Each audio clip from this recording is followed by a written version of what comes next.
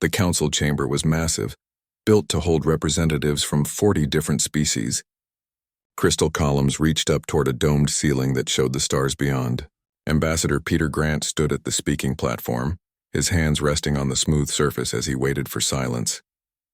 He had given this same speech 6 times before. This would be his 7th attempt. Peter was 53 years old with gray hair at his temples and lines around his eyes from too many late nights reading treaty documents. He wore the simple blue uniform of Earth's diplomatic corps, nothing fancy or decorated. He believed in letting his words carry weight, not his appearance. The High Chancellor finally raised one of his 4 hands, and the chamber grew quiet. Zethrin was tall, even by his species standards, with pale purple skin and those 4 eyes that could look in multiple directions at once. He had been Chancellor for 30 years, which was young for his kind. They lived for centuries. Ambassador Grant, Zethrin said, his voice carrying through the chamber without electronic help. You may present your petition. Peter took a breath. Honorable members of the Galactic Council, I come before you today to request equal voting rights for humanity. We have served this council for 300 years. Our people work on every station, every mining facility, every research outpost in council space. We ask only to be treated as equals. He had said these words so many times they felt hollow now, but he continued, outlining humanity's contributions, their sacrifices, their loyalty. He spoke for 20 minutes, presenting data and facts that no one could dispute. When he finished, the chamber was silent for a moment. Then Councillor Vrath of the Korthari delegation stood. The Korthari were warriors, tall and muscular with gray skin like stone. Vrath's voice boomed across the chamber. The humans are useful, yes, but this council has maintained its structure for 5,000 years. We cannot simply change it because one species asks nicely. Murmurs of agreement rippled through the chamber. Peter had expected this. It was always the same. Councillor Miraseth of the Melodren delegation rose next. The Melodren were aquatic, and Miraseth spoke from within a water-filled chamber that allowed her to attend council sessions. Her voice came through translators, soft but firm. With respect to my colleague, humanity has proven themselves time and again. Perhaps it is time we reconsidered our traditions. But her voice was alone. One by one, other councillors spoke, and one by one, they found reasons to delay, to wait, to maintain the status quo. The Vextari said humans were too young as a species. The Selenar worried about upsetting the balance of power. The Thrain simply said no without explanation. Finally, High Chancellor Zethrin spoke. Ambassador Grant, your species has contributed much to the Council. This cannot be denied.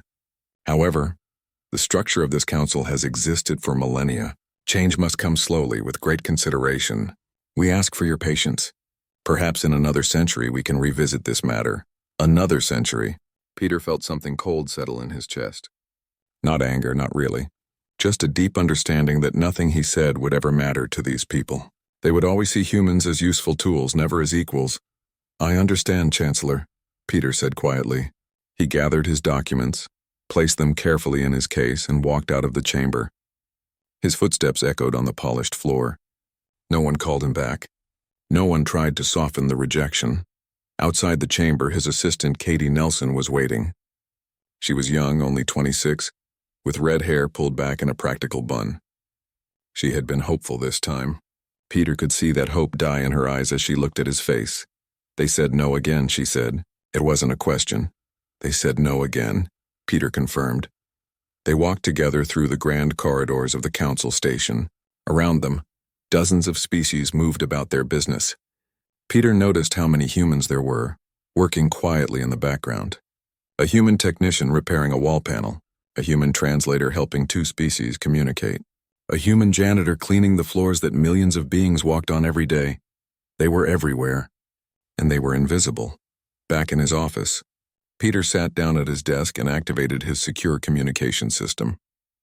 The screen flickered to life, showing the faces of 3 other humans.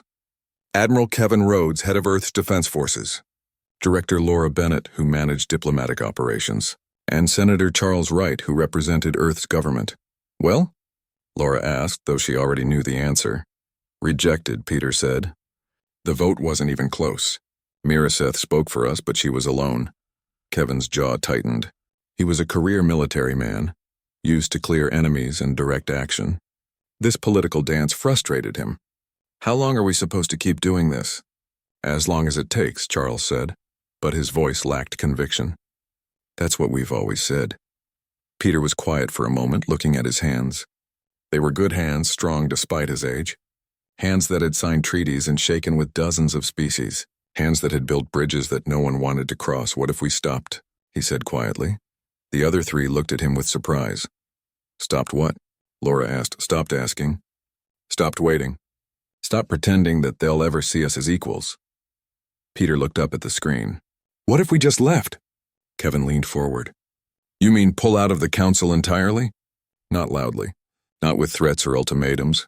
Just quietly close up shop and go home. Peter felt the idea taking shape as he spoke. We finish our contracts. We train replacements where we can. And then we leave. All of us, Charles frowned. That would cripple a lot of council operations. Yes, Peter said simply. It would. Laura was nodding slowly, her sharp mind already working through possibilities. We don't owe them anything beyond our contracts. If we choose not to renew, that's our right. It would send a message, Kevin said. A powerful one. More than that, Peter said. It would teach them something they need to learn. They think they can function without treating us fairly. Let's show them the truth. The conversation continued for 2 more hours, but the decision had already been made in that first moment. They would present it to Earth's government, but Peter knew what the answer would be. Humanity was tired of begging for respect. 3 months later, the first humans began leaving their posts. Station commanders filed reports noting that workers were completing their contracts and not renewing. Mining supervisors watched as crews departed on schedule, their replacements struggling to match their efficiency. Peter Grant stayed until the very end.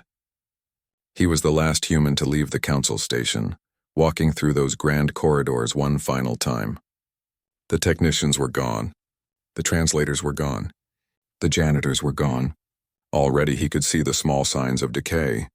Panels that needed repair. Translation errors causing confusion. Floors that weren't quite as clean. He boarded his ship without ceremony. As it pulled away from the station, he looked back at the massive structure, its lights bright against the darkness of space. Goodbye, he said softly. Maybe you'll understand now. The ship turned toward Earth, and Peter never looked back again. High Chancellor Zethrin stood at the window of his office, looking out at the council station that had been his home for 30 years.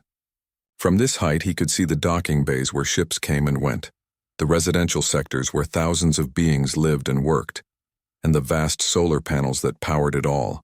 Everything looked normal. Everything looked fine. But the reports on his desk told a different story.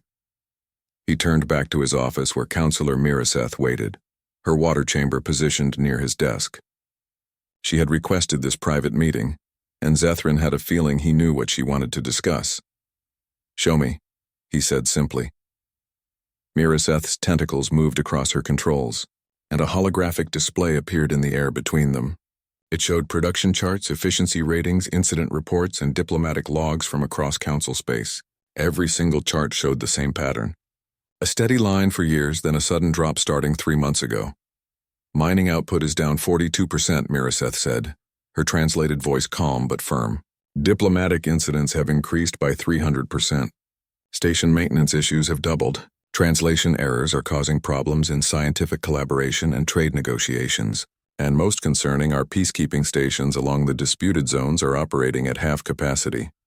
Zethrin studied the charts with all 4 eyes. Surely this is just a temporary adjustment period. The new workers need time to learn their roles.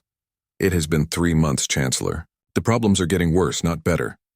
Miraseth brought up another display. Look at this analysis. I mapped every decline against the departure schedules of human workers. The correlation is exact.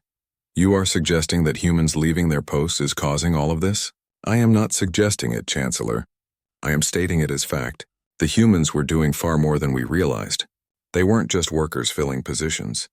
They were the connections between systems, the translators between species, the problem solvers who kept everything running smoothly. Zethrin sat down at his desk, his purple skin darkening slightly, a sign of stress in his species. There are 40 species in the council. Surely we can redistribute responsibilities, train others to fill these roles. We have been trying, Miraseth said. The Korthari are strong but lack patience for complex negotiations. The Vextari are precise but cannot adapt when situations change unexpectedly. The Selenar are excellent researchers but struggle with practical applications. Every species has strengths, but humans had something different. What was that? Versatility, adaptability. They could learn any role, work in any environment, and find solutions that more specialized species could not see.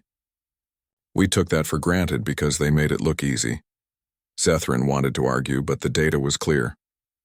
He had seen the reports himself, had listened to the complaints from station commanders and department heads. Things that had worked perfectly for decades were falling apart. What do you suggest we do? Contact them. Negotiate their return. Offer them what they have been asking for. Equal voting rights? Zethrin's 4 eyes blinked in sequence, a sign of disbelief. The council will never agree to that. Not under pressure. Then the council will fall apart, Miraseth said bluntly.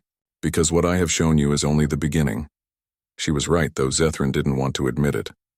The cracks were small now, but they were spreading. Every day brought new problems, new inefficiencies, new failures.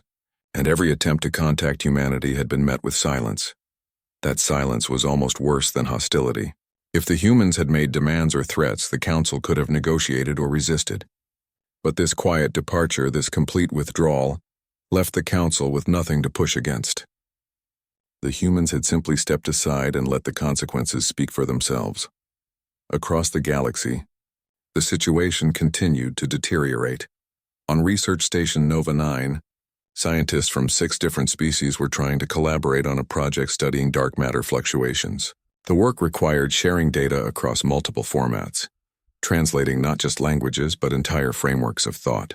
The human researchers who had facilitated this work were gone. Dr. Helen Ross had been the bridge between the Vextari's mathematical precision and the Melodran's intuitive understanding of energy patterns. She had translated not just words but concepts, helping each species understand how the others thought about the problem. Without her, the project stalled. The Vextari presented their data in pure mathematical formulas that the Melodran couldn't interpret. The Melodran described their observations in flowing, poetic language that seemed meaningless to the Vextari. Arguments broke out about methodology. After 2 months of frustration, the project was suspended. In the Merchant Coalition, tensions were rising over trade regulations. The coalition included 12 different species, each with their own economic systems and cultural attitudes toward trade. Human negotiators had managed these complex relationships, finding compromises that satisfied everyone enough to keep trade flowing. Now, without those mediators, old disputes resurfaced. The Thrain accused the Selenar of cheating on weight measurements. The Selenar claimed the Thrain were violating import quotas. The Vextari wanted to implement strict logical rules that the more emotional species found insulting. Within 3 months of the humans' departure, the Merchant Coalition collapsed. Trade routes that had operated smoothly for decades were abandoned. Economic chaos spread across the sector as species tried to negotiate directly with each other and failed. But the most dangerous situation was developing. Along the disputed zones, the Skrillex horde had been quiet for nearly a century, contained by peacekeeping forces stationed along the border. These stations had been staffed primarily by humans, who served as both soldiers and strategists. They understood that the Skrillex respected strength but also valued honor. They knew when to show force and when to negotiate. Commander Gregory Allen had been in charge of Station Outpost 17 for 12 years. He had maintained peace through a careful balance of military readiness and diplomatic contact. He had learned the Skrillex language, understood their customs, and earned their respect. When he left, his replacement was a Korthari commander named Vrex. Vrex was a brilliant warrior, brave and strong with dozens of victories to his name, but he approached the Skrillex the only way he knew how, with direct military intimidation. The Skrillex interpreted this as an insult. They tested the borders, launching small raids to see how the peacekeepers would respond. Vrex responded with overwhelming force, driving them back but humiliating their warriors in the process. To the Skrillex, honor demanded a response. The raids increased. More peacekeeping stations found themselves under attack. Vrex called for reinforcements and prepared for full military engagement. But the peacekeeping forces were already stretched thin without their human personnel. The Korthari fought bravely but lacked the strategic flexibility that human commanders had provided.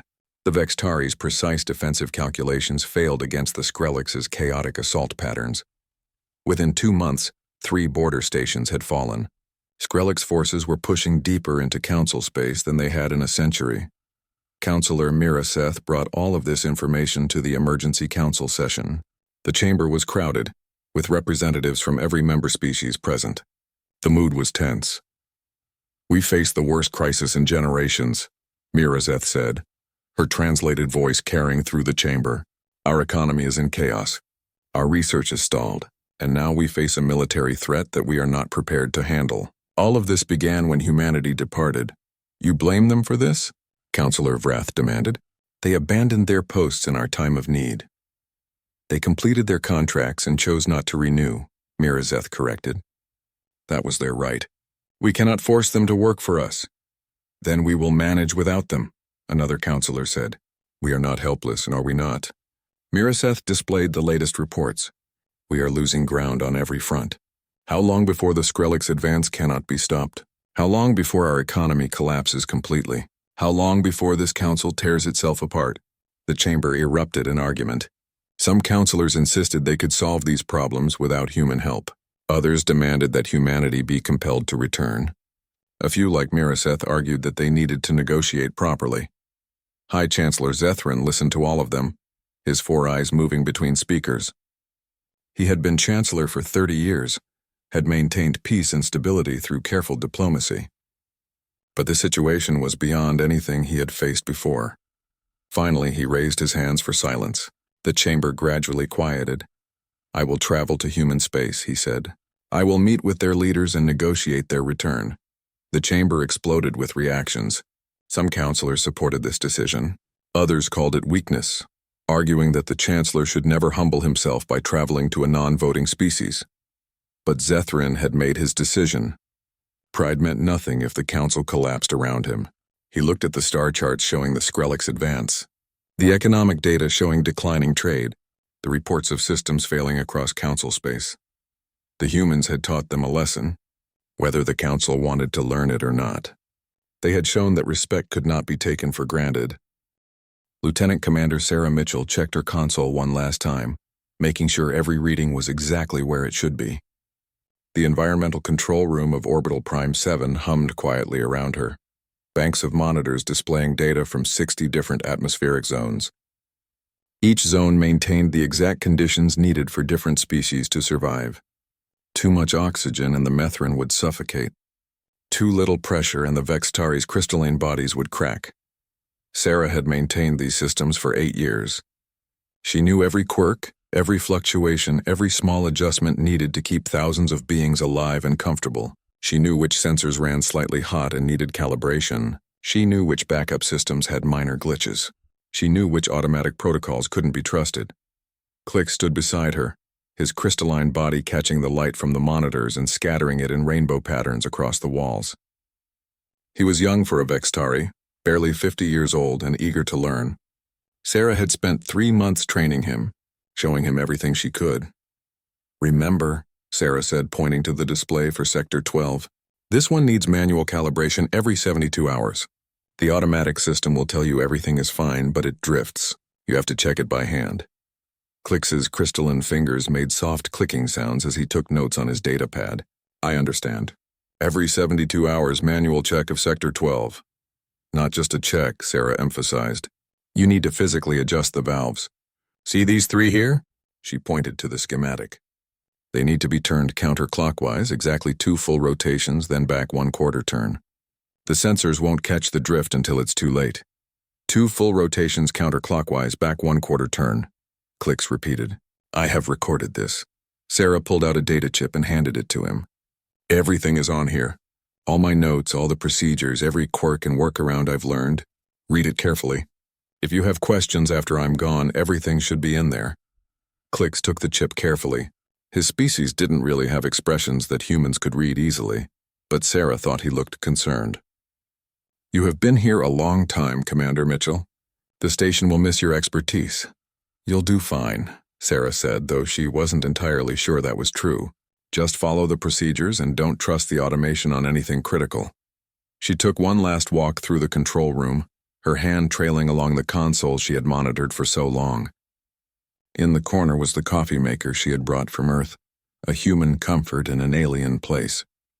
She thought about taking it, but decided to leave it for whoever came next. Her personal items fit in 2 small cases, 8 years of her life, packed and ready to go in 30 minutes. She said goodbye to Clicks, shook his crystalline hand carefully, and walked out of the environmental control room for the last time. The transport to Earth was crowded with other humans, all leaving their posts on schedule. Sarah recognized some faces, shared nods of understanding with people she had never formally met but who shared this strange moment of departure. They were leaving behind years of work, of relationships, of lives built in council space. But they were going home. Clicks tried to follow Sarah's instructions carefully. He read through all her notes, studied the schematics, set reminders for every maintenance task. For the first 2 weeks, everything went smoothly. The systems hummed along just as they had under Sarah's watch. On day 15, his reminder for Sector 12's manual calibration appeared on his screen. Clicks made his way to the physical valve location, deep in the station's mechanical levels. The valves were large, built for durability rather than precision. He reached out with his crystalline fingers and tried to turn the first valve. It didn't budge. Clicks increased his force, but his fingers, so perfect for delicate electronic work, couldn't get a proper grip on the rough metal wheel. He tried different angles, different positions, but the valve required a type of sustained, forceful grip that his species simply didn't have. Sarah's hands had been soft compared to the Korthari's stone-like strength, but they had the right combination of grip and endurance. She could hold and turn these valves for as long as needed. Clicks's crystalline fingers were too smooth, too rigid. He returned to the control room and checked the sensors. They all showed green. The automatic systems reported that Sector 12 was functioning perfectly. Clicks made a note to requisition a mechanical assistance device, but the station's equipment manager said it would take 2 weeks to arrive. The sensors continued to show green for another 48 hours. Then suddenly they didn't. The alarm started as a soft beep, then grew louder as more systems detected the problem. Sector 12's atmosphere was degrading rapidly. The oxygen levels were dropping for species that needed it, while carbon dioxide was building to dangerous levels. Temperature fluctuations started affecting the neighboring zones. Clicks worked frantically, trying every automatic correction protocol. Nothing worked. The valves needed to be adjusted manually, and he still couldn't turn them. He called for help, and 3 Korthari workers came down to assist. Their strength was enough to move the valves, but without the precise instructions Sarah had followed, they overcorrected. The atmosphere swung wildly in the other direction. By the time they stabilized the situation, Sector 12 had to be evacuated. 6 different species had to be relocated to emergency housing in other sectors. The station commander was furious. Trade ships that had been scheduled to dock were diverted to other stations. Orbital Prime 7 lost 15% of its revenue in a single day, and this was just one station. On mining station Kepler 7, the human crews had been replaced by Korthari workers. The Korthari were strong and brave, excellent choices for the dangerous work of asteroid mining. But the mines weren't just about strength. They required constant adjustment to changing conditions, creative problem-solving when equipment failed, and the ability to work in environments that shifted by the hour. The Korthari followed procedures exactly as written. When something unexpected happened, they stopped and waited for instructions. Production dropped by 40% in the first month. In the outer reaches, where 3 different species shared a disputed border, tensions rose quickly without human mediators. The humans had been perfect for this role, because they had no stake in the ancient conflicts. They could listen to all sides without bias, find compromises that satisfied everyone enough to keep the peace. The Vextari diplomats who replaced them were logical and fair, but they thought in rigid patterns.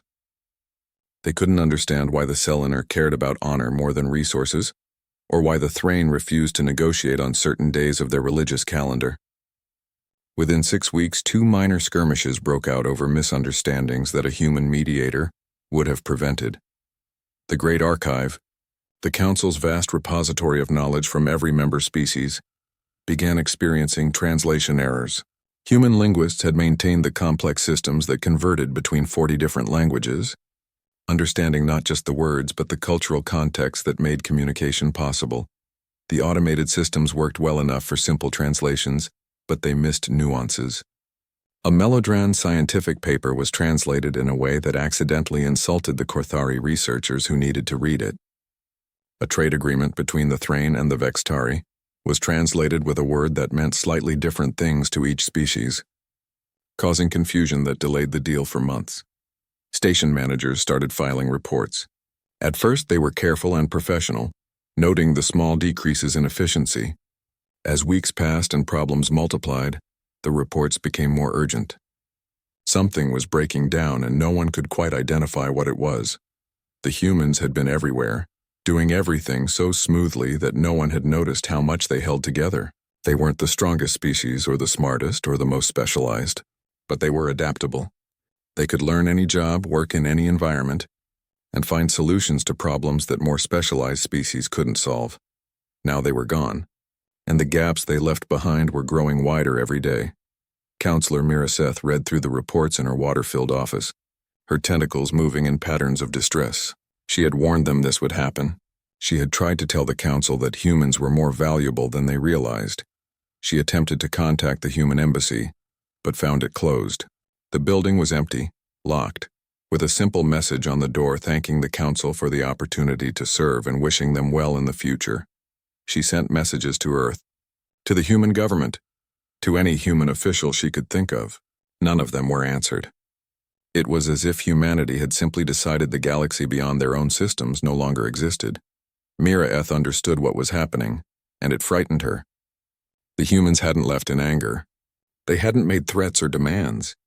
They had simply withdrawn, quietly and completely, leaving the council to discover for themselves what they had lost, and the council was only beginning to understand. The council chamber was more crowded than Peter Grant had ever seen it. Every species had sent multiple representatives. The galleries were full of observers. News feeds from across council space were broadcasting the session live. Everyone knew this was a historic moment. Peter stood at the speaking platform once again, but this time felt different. He was not here to beg or petition. He was here to accept what should have been offered freely long ago. High Chancellor Zethrin addressed the chamber first. Members of the council, we face a choice that will define our future. We can cling to old traditions and watch our civilization collapse, or we can embrace change and become stronger for it. He detailed the situation across council space, the failing systems, the economic chaos, the Skrillex advance that had now taken 7 border stations. He showed the data that Counselor Miraseth had compiled, the undeniable correlation between humanity's departure and the council's decline. We asked humanity to serve us for 300 years, Zethrin said, his 4 eyes moving across the assembled counselors. They did so faithfully and well, and we repaid that service with disrespect and dismissal. Now we have the opportunity to correct that mistake. He presented the terms that humanity had demanded: full voting rights, equal status, fair compensation, formal apology. The chamber erupted in debate just as it had weeks before. Counselor Vrath stood, his gray skin looking like stone in the chamber's lights. These terms are extortion. We are being forced to grant equality under threat. No, Peter said, his voice cutting through the noise. The chamber quieted, surprised that he had spoken without being recognized. You are being offered the chance to do the right thing. There is no threat. Humanity will survive regardless of what you decide today. The question is whether the council will. You would let innocent beings die because of political pride? Another counselor demanded. We will help those who treat us with respect, Peter replied, but we will not return to being your servants. Those days are over. Counselor Miraseth rose from her water chamber. My colleagues, I have watched this debate for weeks now, and I am weary of it. The humans are not asking for anything unreasonable. They are asking for what every member species of this council already has. The real question is why we are still arguing about whether they deserve it. Because tradition matters, someone argued. Tradition built on injustice is not worth preserving, Miraseth countered. The humans have proven their value 1,000 times over. They have earned their place at this table. If we cannot see that, then we deserve the crisis we have brought upon ourselves. The debate continued for hours. Some counselors argued for acceptance. Others resisted, seeing the terms as surrender. A few suggested trying to find other solutions, other species to fill the roles humans had performed. But the data was clear. No other species could do what humanity had done, not because they lacked ability, but because they lacked the unique combination of adaptability, versatility, and determination that humans possessed. Finally, High Chancellor Zethrin called for a vote. The chamber fell silent as each counselor registered their decision. Peter watched the display, seeing the votes accumulate. For, against, abstain. The numbers climbed slowly. When the final vote was counted, the measure passed by a narrow margin. Humanity would receive full council membership with all the rights and privileges that entailed. Peter felt no joy in the victory. It had come too late and cost too much. But it was a beginning. The formal agreements were signed over the next 3 days. Human representatives worked with council officials to draft detailed treaties covering everything from voting procedures to worker protections. Every clause was negotiated carefully, every guarantee written explicitly. On the 4th day, there was a ceremony in the council chamber. High Chancellor Zethrin stood before the assembled representatives and read a formal apology to humanity. He acknowledged the centuries of disrespect, the dismissal of human contributions, the failure to recognize their value. His voice was steady, but his skin was dark with shame. Peter accepted the apology on behalf of humanity. He did not make a grand speech. He simply said that humanity looked forward to working with the council as true partners. The real work began immediately. Admiral Kevin Rhodes took command of the military response to the Skrillex advance. He arrived at the border stations with 3 full battle groups and a team of experienced human commanders. Commander Gregory Allen, who had maintained peace at Outpost 17 for 12 years, returned to his post. He met with the Skrillex, leaders under flag of truce and speaking their language, acknowledging their honor. He explained that the previous confrontations had been mistakes, that the new human leadership respected their ways. The Skrillex were skeptical at first, but they remembered Gregory, remembered the years of mutual respect that had existed before. They agreed to a ceasefire while negotiations continued. Within 2 weeks, a treaty was signed. The Skrillex would withdraw from captured territory in exchange for trade agreements and formal recognition of their honor codes. It was not perfect, but it was peace. Back on Orbital Prime 7, Sarah Mitchell returned to the environmental control room. Clix greeted her with obvious relief, his crystalline body practically glowing with it. "Commander Mitchell, I am grateful for your return. The systems have been difficult," Sarah smiled. "Let's take a look together. You did well keeping things running. Now I will show you some more tricks." This time, when she taught him the procedures, she also arranged for proper tools that Clix could use. Mechanical grips that compensated for his crystalline fingers. Automated assists for tasks that required human-like hands. They worked together, combining her experience with his precision. Across the galaxy, humans returned to their posts. But it was different now. They were not servants or hired workers. They were partners. Station commanders consulted them on decisions. Other species asked for their input instead of demanding their service. The change was subtle but profound. The Council's systems began stabilizing. Production recovered. Diplomatic incidents decreased. Research projects resumed with human facilitators helping species communicate. Trade routes reopened as human negotiators helped rebuild trust. It took 6 months for things to return to normal operations. But the normal was different now. Better. Peter Grant stood in the council chamber once more, but now he sat in the section reserved for full voting members. Around him were other human representatives, people who had earned their place through years of service that was finally being recognized. A vote was being held on a trade dispute between the Selenar and the Thrain. It was a complicated issue involving tariffs and cultural sensitivities. Peter listened to both sides present their cases. then voted for a compromise solution that a human representative had proposed. The measure passed. The Selenar and Thrain accepted it. Crisis averted through cooperation and respect. After the session, Chancellor Mirazeth approached Peter. "It is good to see humans taking their rightful place in this chamber." "It is good to be here," Peter agreed, "though I wish it had not required such difficult lessons." "Sometimes the most important lessons are the hardest to learn," Mirazeth said. "The council was arrogant. We needed to be humbled." "We did not leave to humble you," Peter said. "We left to teach you. And we learned. Some of us more willingly than others, but we learned." She paused. "There are still counselors who resent the changes, who see humanity's elevation as a loss of their own status. They will learn too," Peter said. "Or they will be replaced by those who understand that partnership makes everyone stronger." Weeks turned into months. The crisis that had threatened to tear the council apart became a memory, though not a forgotten one. History records would note this period as the quiet departure, the time when humanity taught the galaxy a lesson in respect and equality. Schools across council space would study what happened.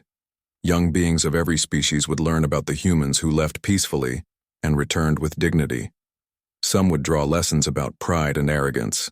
Others would learn about patience and determination, but the most important lesson was simpler than that. It was about seeing the value in others, about treating all beings with the respect they deserve, regardless of how powerful or useful you think you are. 20 years later, Peter Grant prepared to retire from his position as senior human counselor. He was 73 now, ready to go home to Earth and rest. He had spent his entire adult life in service to the council, first as a petitioner, then as a teacher, finally as an equal partner. On his last day, High Chancellor Zethrin, still in his position after decades of service, came to his office. "I wanted to say goodbye properly," Zethrin said, "and to thank you." "For what?" Peter asked. "For not giving up on us, for teaching us what we needed to learn, even when it cost you dearly." Peter smiled. "We never gave up on the council. We just stopped letting you take us for granted.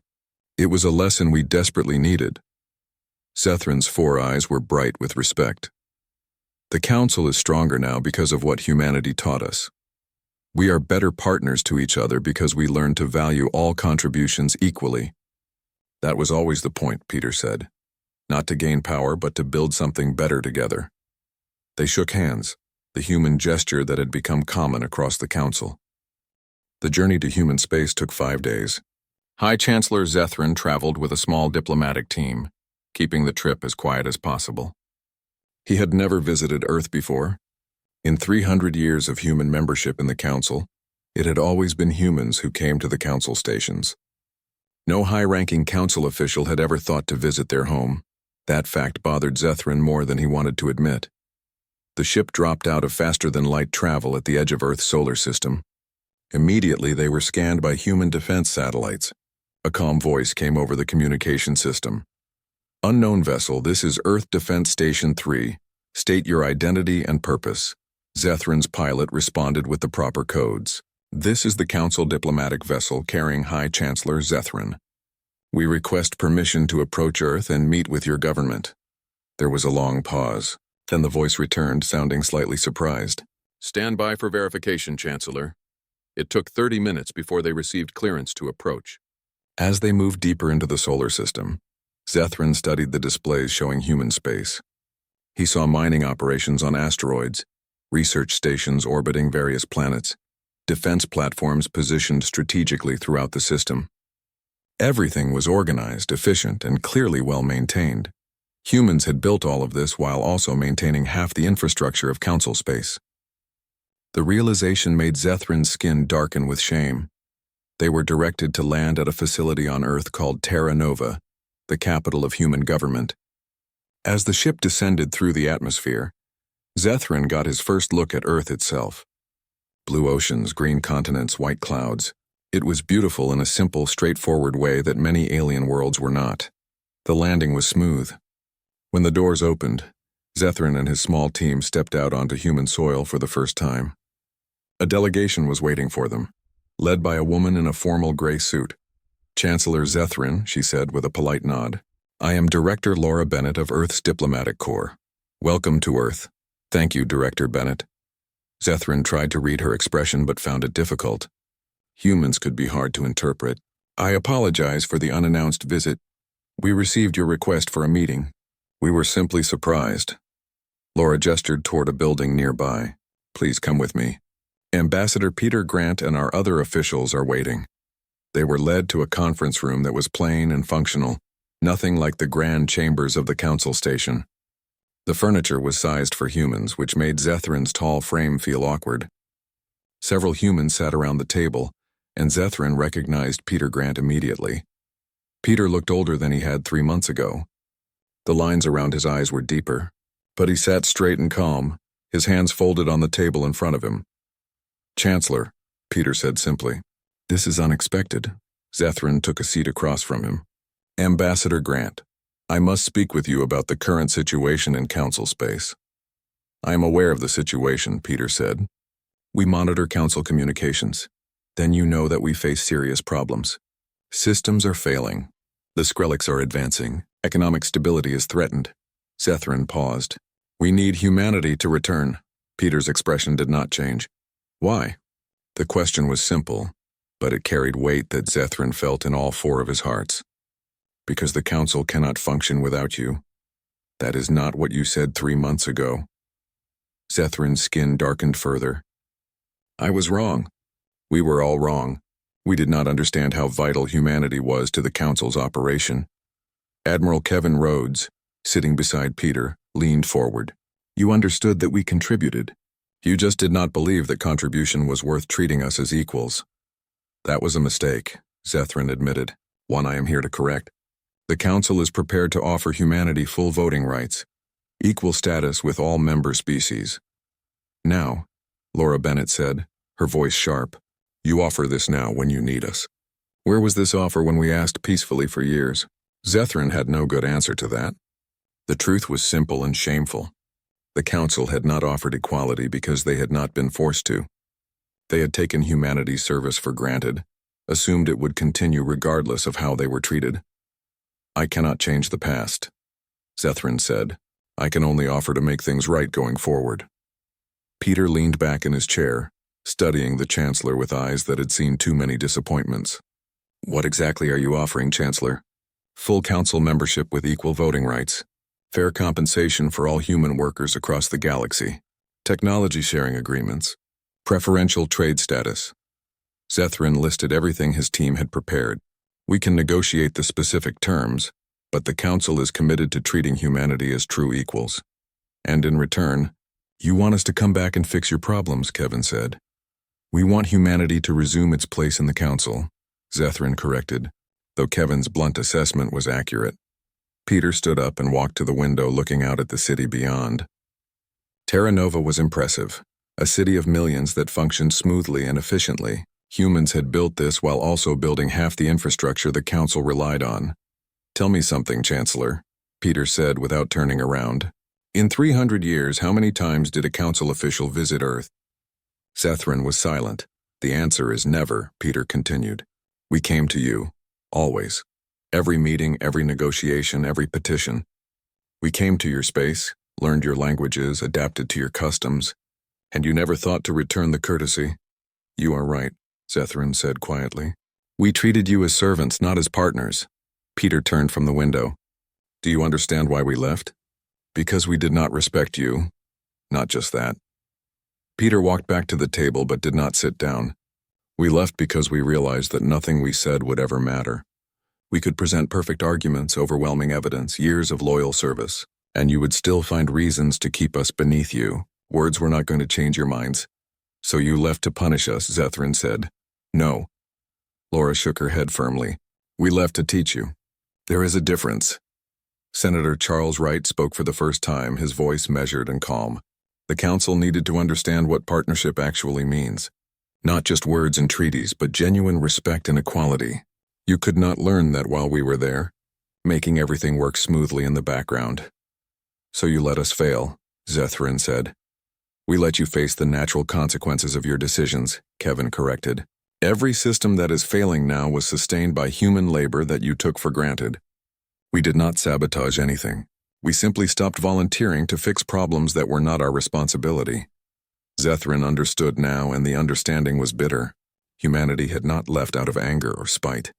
They had left because it was the only way to make the Council truly see them, and now sitting in this plain conference room on Earth, Zethrin saw them clearly for the first time.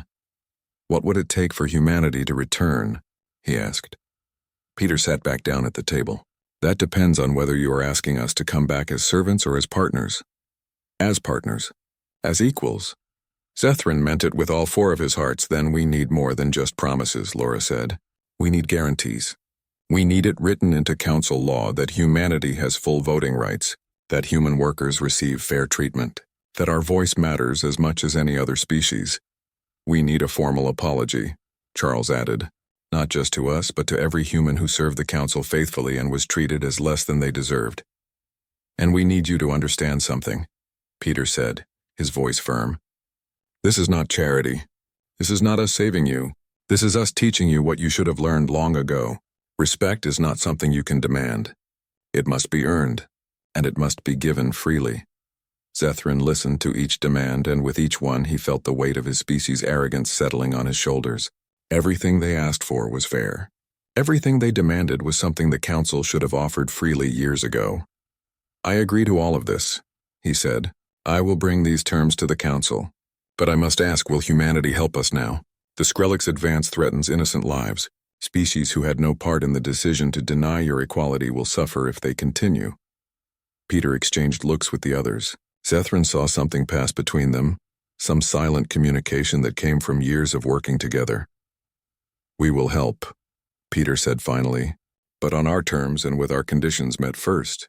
No more waiting, no more delays. If the Council wants humanity's help, they will agree to everything we have asked for, in writing before a single human returns to Council space. And one more thing, Kevin added. Human forces will operate under human command. We will coordinate with Council forces, but we answer to our own leaders. No more taking orders from commanders who see us as expendable. Zethrin nodded slowly. Every demand was reasonable. Every condition was fair. And every one of them represented a fundamental shift in how the Council would need to operate. I will take your terms to the Council, he said, and I will recommend that they accept immediately.